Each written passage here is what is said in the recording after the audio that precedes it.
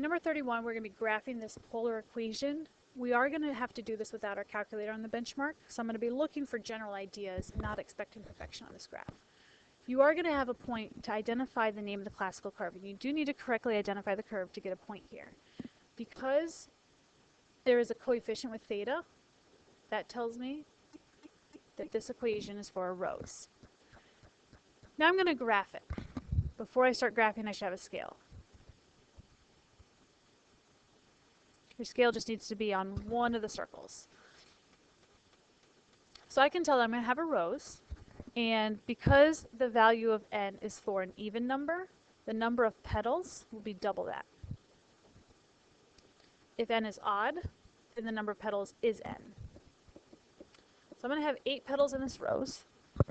Because the equation uses sine, my rose has a vertical orientation, which means it is not going to touch my polar axis.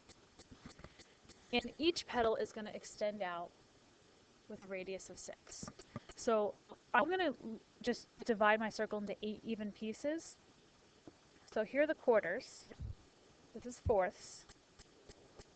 And then half of that is eighths.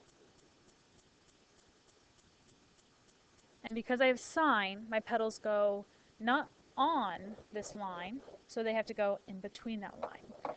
So now I'm just sketching, and they're going to go out 6.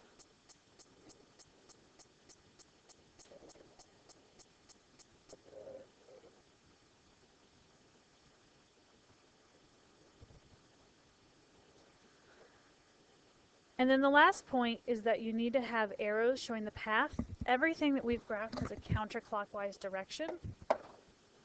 And so you're going to have arrows showing the counterclockwise direction of this petal.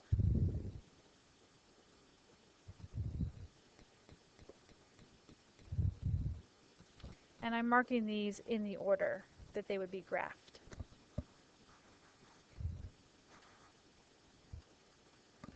And once I have all of them marked, I'm finished.